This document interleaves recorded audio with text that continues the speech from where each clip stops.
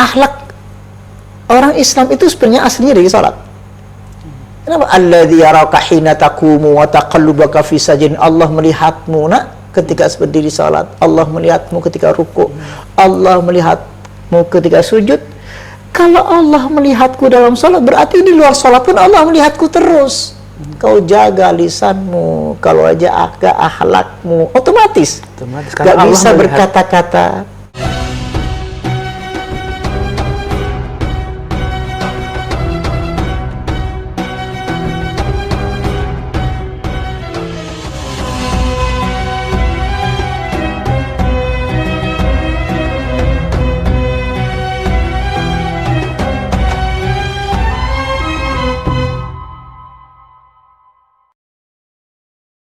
Assalamualaikum warahmatullahi wabarakatuh. Waalaikumsalam warahmatullahi wabarakatuh. Sahabat khusyuk yang dirahmati Allah, alhamdulillah kita kembali berjumpa dengan Ustaz Abu Sangkan. Gimana Ustaz kabarnya? Sehat? Alhamdulillah sehat. Ya. Santun sepi Ustaz. Pada pulang. Alhamdulillah. Kalau saya ke pesantren Ustaz ini selalu teringat Ustaz dengan masa lalu saya ketika dulu ayah saya dan ibu saya mengirim saya ke pondok. Salah satu tujuannya supaya berakhlak. Dulu di pondok mana dulu ya? Di Garut, San. Di Garut.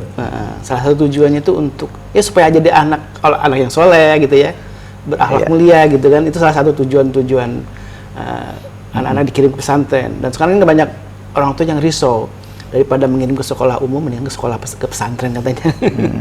Dan ini kan saya teringat juga perkataan Menteri Pendidikan nih sekarang ini yang lagi berusaha ingin mengembalikan pendidikan ke pendidikan ala Ki Hajar Dewantara, Budi Pekerti gitu, pendidikan Budi Pekerti. Dan sebenarnya kan kalau pendidikan akhlak itu dalam Islam sudah lama ya dan sudah banyak instrumen syariat ya yang diajarkan oleh Rasulullah untuk mendidik anak-anak berakhlak mulia gitu kan. Salah satunya sholat Ustaz ya. Betul. Dan itu bagaimana Ustaz kaitannya sholat sebagai cara untuk mendidik akhlak anak Ustaz? Saya tidak bikin bingung tentang masalah pendidikan akhlak ini, karena dalam sholat itu sudah inna sholata tanha 'anil fahsya'i wal munkar. Cuman pembahasannya kan mesti harus nyampe. Nah, pembahasan harus nyampe kepada anak itu apa komunikasinya. Orang tahu tentang akhlak itu apa. Kan akhlak itu jangan marah-marah, jangan jalan kalau ada orang mesti harus hormat, kan begitu-begitu kita tahunya kan. Kemudian kalau di jalanan bagaimana, sampai santri kadang dijaga-jagain jangan sampai nakal gitu. Apalagi sekolah SMP dan SMA umum kan gitu, itu sampai di luar bisa tawuran itu. Nah, pada umur-umur segitu kan umur-umur yang sangat rawan sebenarnya. Nah, makanya kenapa orang tua memasukkan anaknya ke pondok. Barangkali di pondok itu bisa merubah perilaku anak-anak. Kan tujuannya itu awalnya itu. Tapi terkadang bisa nggak kita memahami jiwanya anak-anak yang pada saat itu selalu ingin banyak tahu. Kadang ada anak yang dari rumahnya sudah, jadi rata-rata dikasihkan atau barang mentahan. Barang mentahan itu barang belum jadi. Sementara bagaimana kita akan meng-create anak itu menjadi berakhlak seperti apa? Yang jadi masalah orang di rumah. Ketika kita sudah bentuk, bisa nggak pembentukan ini merubah di rumah juga? Misalkan anaknya disuruh kita tahajud, lalu bapak ibunya juga tahajud. Jadi anak yang tadinya sudah 3 tahun di sini dirusak dalam waktu sehari saja karena melihat orang tua. Karena orang tua. Memang harus ada kerjasama. Saya bilang, ibu sekalian, kalau kita tidak kerjasama, kita jadi masalah anak kita. Nah, kedua, jangan-jangan anak ini lebih masuk ke dalam lagi dalam jiwanya tentang masalah ilmu ini, sementara di kalangan lain di luar maksudnya itu akan menjadi mengganggu apa tidak gitu loh. Kok enak ya di luar lebih enak, di sini lebih masalah kan gitu. Nah, masalah terbalik. Bisa jadi pulang dari pesantren malah lebih jahat. Nah, kok bisa gitu? Bisa. Ada pesantren yang ditekan sehingga anak itu jenuh. Tekanan setiap hari yang membuat anak itu menjadi kalang kabut setiap hari, dibangunkan setiap hari, bangunnya dengan bentakan, kadang-kadang diterjang, kadang-kadang bisa ditempelin, bisa jadi. otak manusia itu yang terletak, yang pertama adalah memori. Tidak memori jelek akhirnya dengan pendidikan. Memori pendidikan syariat. itu, kita bentakan itu masuk bawah sadar. Bangun gitu, bentak. Nah, itu juga akan masuk bawah sadar. Sehingga setiap ada dengar salat, nggak usah jauh-jauh deh. Ketika hayya 'alas shalah, semua bawah sadar kita langsung ngantuk semua. Padahal panggilan untuk kebahagiaan. Tapi orang itu santri awalnya itu ketika setiap saya bilang, kenapa kamu ketika mau sholat langsung ngantuk? Saya cerita itu, langsung belak-belakan aja kita cerita tentang ilmu ya, ini penting, ini jangan ditutup-tutupin tentang ilmu itu. Tapi kita akan bongkar. Kenapa kalian, saya bilang semua kepada santri, ketika waktu sholat atau tahajud kan cuma 2 rakaat. Witir 1 rakaat kan diringankan sekali bangun itu. Bangun jam 4, ya kan?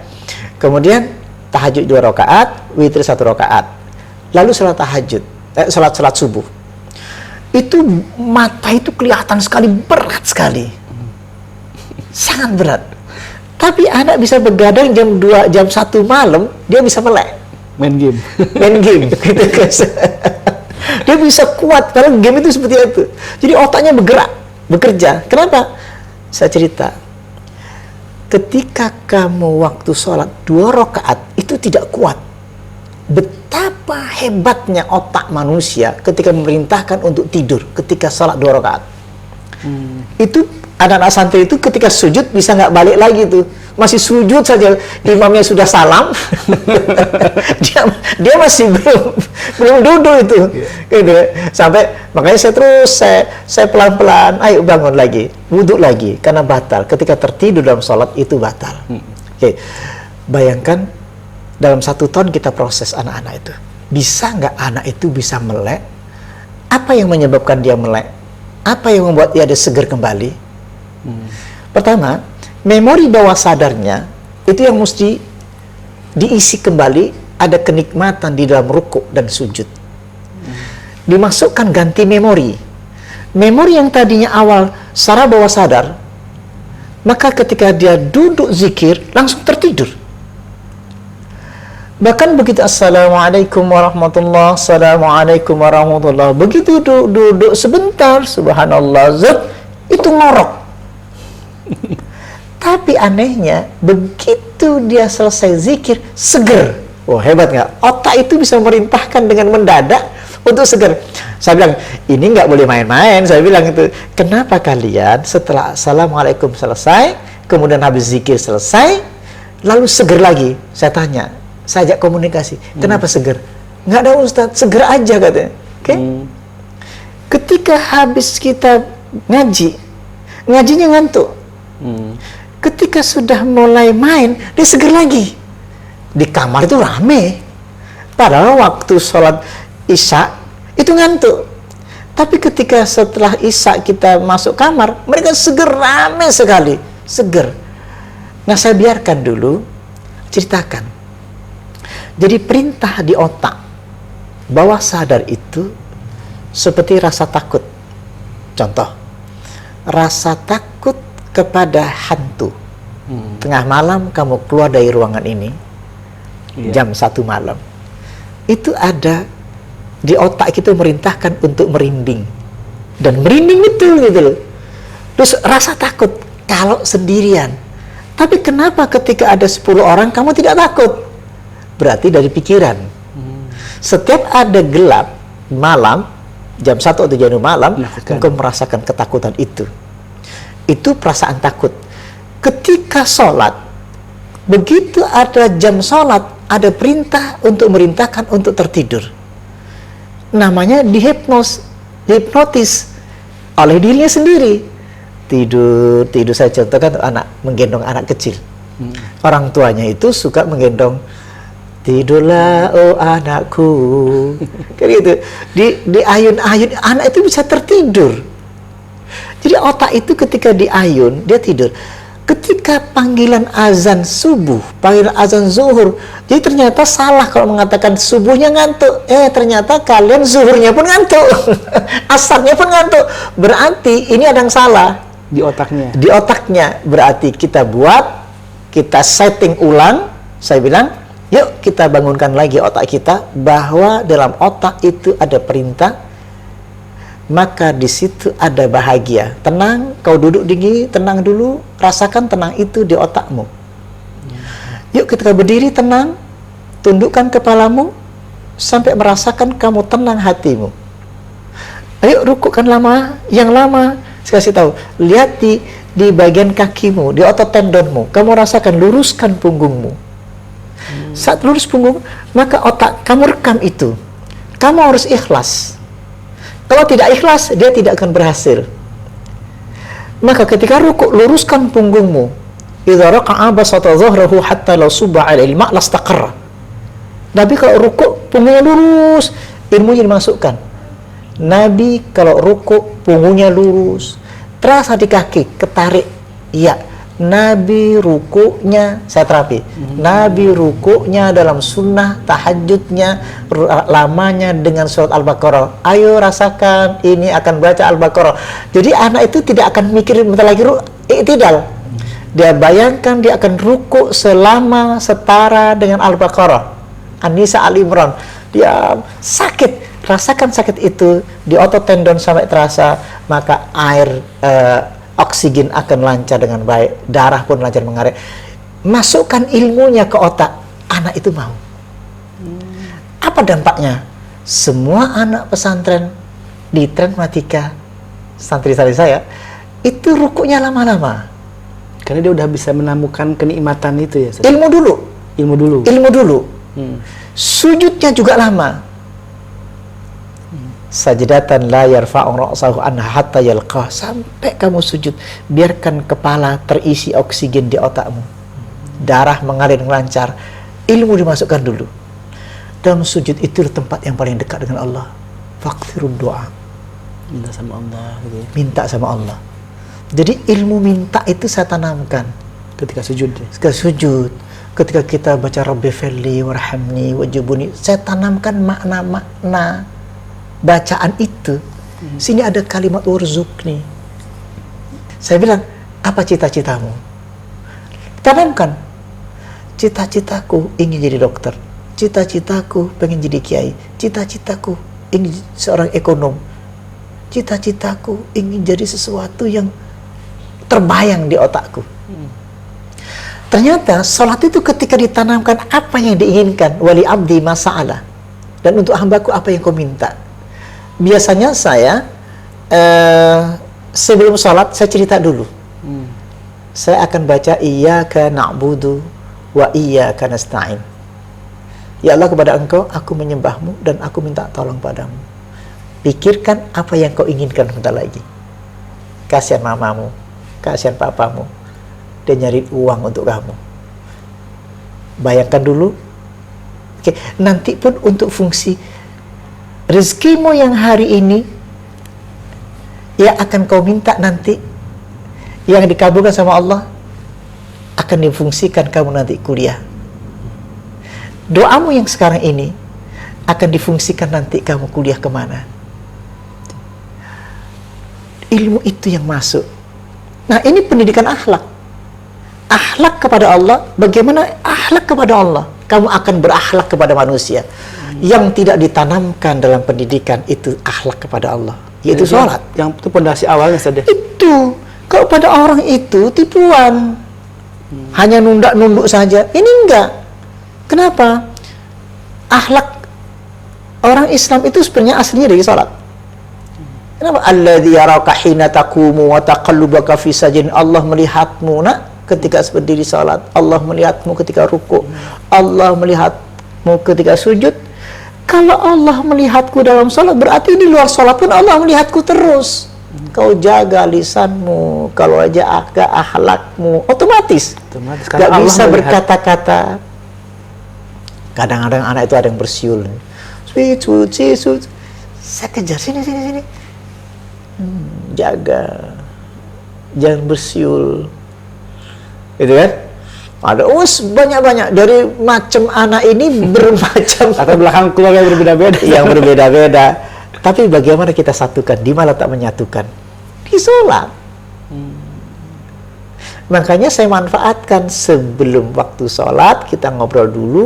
Habis setelah sholat kita ngobrol lagi. Itu biasanya menghimpun mendatangi saya itu, bertanya ini. Nah itu yang kita terapkan tentang pendidikan, tentang masalah akhlak di dalam sholat itu berdampak terhadap itu. Termasuk guru-gurunya. Kan gurunya diambil dari luar. Walaupun udah sarjana belum tentu bisa naik motor ngebut. Saya bilang, ini pesantren. Ini pesantren. Jadi ini perlu juga pendidikan untuk guru juga. Kan gitu. Karena gurunya masih muda-muda kan. Guru masih muda-muda. Ini bagaimana anak ini mengikuti gurunya. Nah, ini penting banget gurunya. Ini penting nomor 1 gurunya. Kita training lagi tentang salat husuknya. Kita training lagi bagaimana cara rukuk yang benar, sujud yang benar, pakai kitab ini, sehingga pikirannya sama. Jadi pendidikan ini harus sama pikirannya, yaitu diambil dari Al-Quran, diambil dari Sunnah, sehingga diterapkan dalam kehidupan sehari-hari. Itu sebenarnya yang paling penting itu. Saat ini kan di pesantren sini kan kelas setingkat SMP SMA ya. Artinya rata-rata sudah menjelang balik atau sudah balik ya. Ya. Nah, kalau penerapan pengajaran sholat khusyuk untuk anak-anak di bawah itu, adalah di usia-usia antara 7 sampai 10 tahun, kan itu kan juga salah satu yang diperintahkan oleh Nabi ya. Ketika sudah usia 7 tahun maka perintahkan untuk sholat gitu kan. Malah kalau 10 tahun masih belum sholat, malah Rasulullah membolehkan untuk memukul dengan batasan-batasan tertentu ya. Ini apakah metodenya bagaimana sih? Mungkin juga nanti sahabat khusyuk di rumah pengen menerapkan bagi punya anak-anak yang masih kecil gitu Ustaz. Anak kecil itu malah lebih gampang, lebih mudah ya, lebih mudah. Saya mengajarkan selama ini kan bapak-bapak, orang sepuh-sepuh, orang tua-tua, kadang ada yang pejabatnya juga. Bisa nggak dilatih? Sulit, karena otak kita sudah blocking. Oh, ada blocking. Orang macam kita ini harus blocking, sudah punya ilmu dari sini, ilmu dari sana, ilmu dari ini, ilmu hakikat ma'rifat, udah ilmu macam-macam. Banding-bandingin. Padahal sholat itu nggak perlu bandingin, sholat aja. Ribet banget.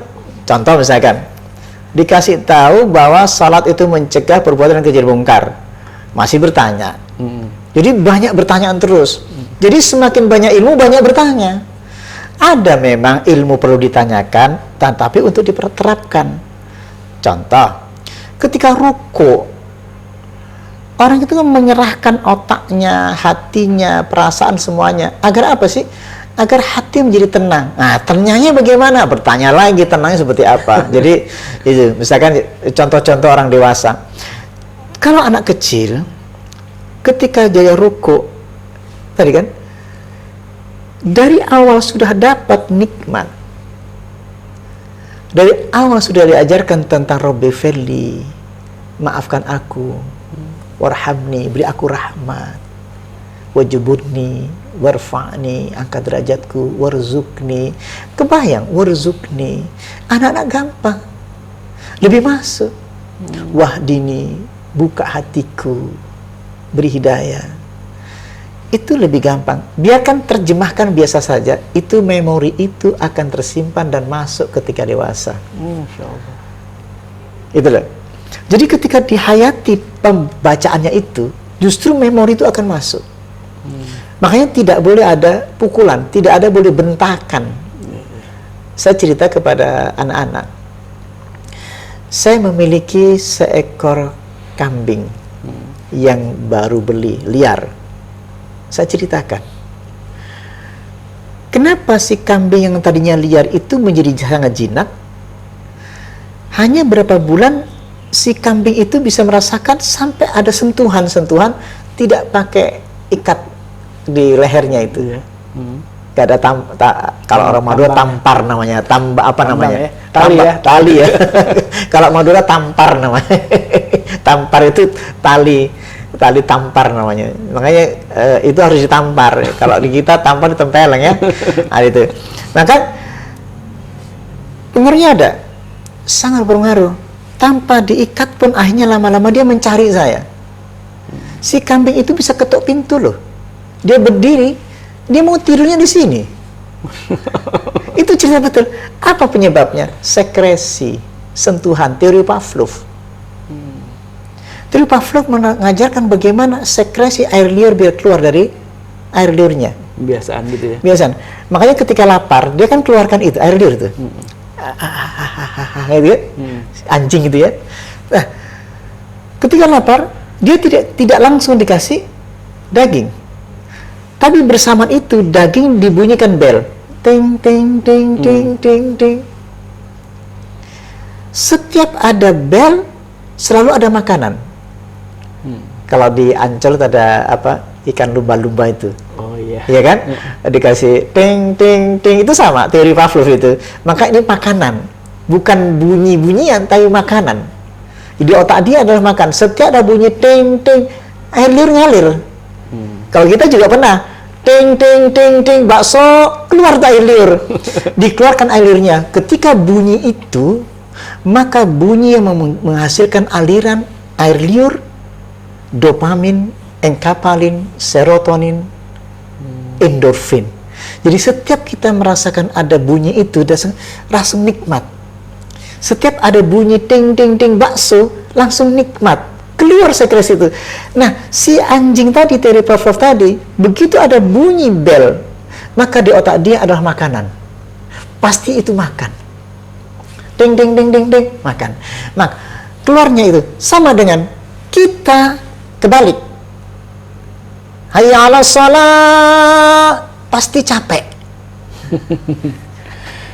Ngerti maksudnya?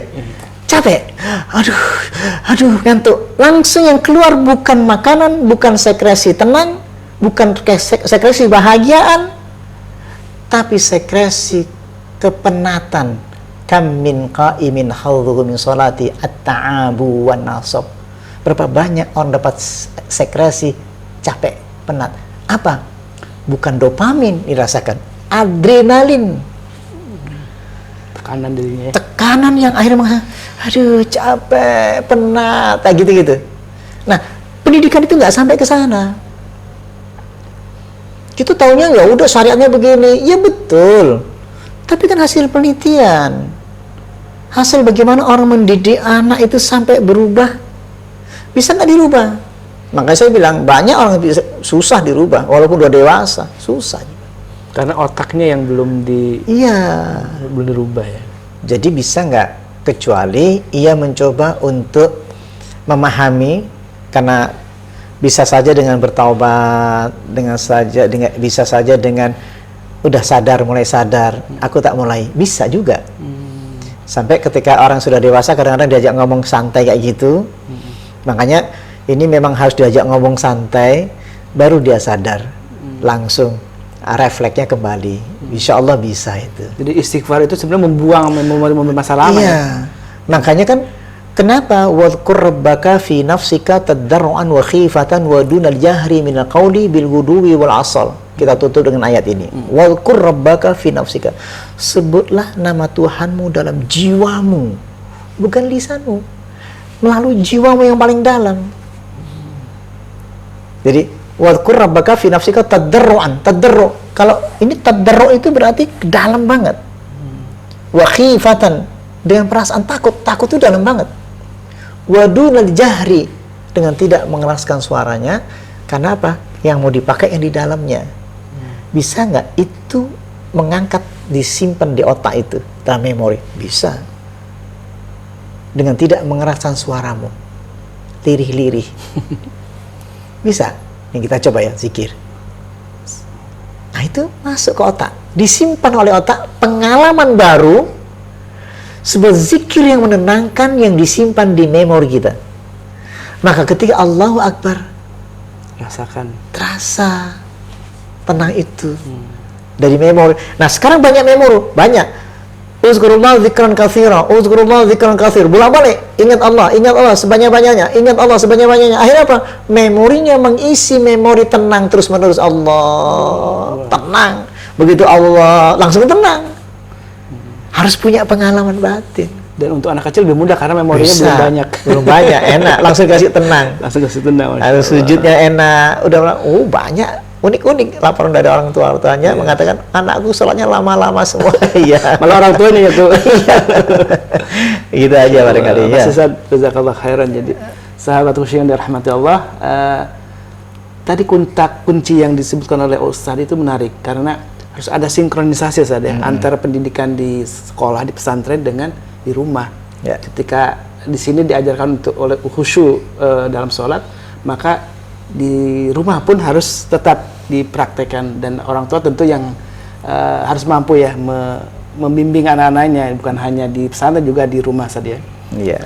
Penjelasan dari Ustadz sungguh memperjelas bagaimana cara mendidik anak di rumah maupun di sekolah, bahwa khusyuk dengan sholat itu insya Allah bisa tadi menanamkan akhlak. Jadi tidak usah ribet-ribet saja ya. Iya. Karena penanaman akhlak itu yang diawali dengan pondasi awal adalah akhlak kepada Allah Subhanahu wa taala Melalui sholat. melalui sholat. Wassalamualaikum warahmatullahi wabarakatuh.